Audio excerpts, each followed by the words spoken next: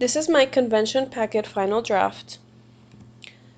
The title of my session is Teachers and Parents, Teaming Up to Build Learners Up.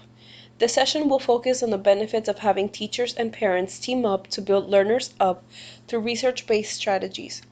Attendees will learn the importance of improving parent engagement in schools and how teachers can help parents become leaders at home to support learning through meaningful two-way communication. The process for revising the session proposal. I had a positive experience revising my session proposal. I continued researching my topic in order to provide a stronger perspective on it. It helped me reflect on my own experiences with parent engagement. I even spoke to a few parents on my campus, which helped me find exactly what I wanted my proposal to be like. They helped me think through what was missing in the communication between teachers and parents to improve and increase the engagement, and that's what I based my research on. Addressing feedback. I looked at the feedback carefully and I always take it in a constructive manner because everything helps me reflect and improve my writing.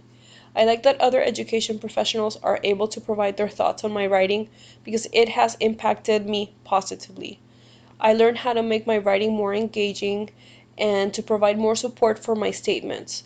It also helped me find my voice as an author.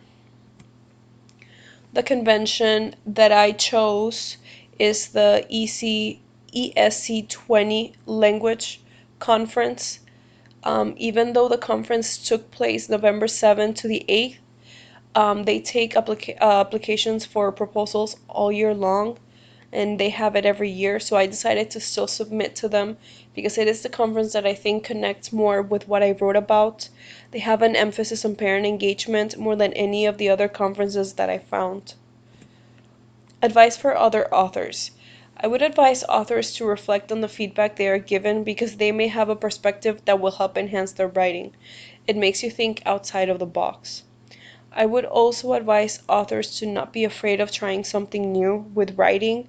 It could be writing about a new topic or even the style of writing, which can be different to what they usually write.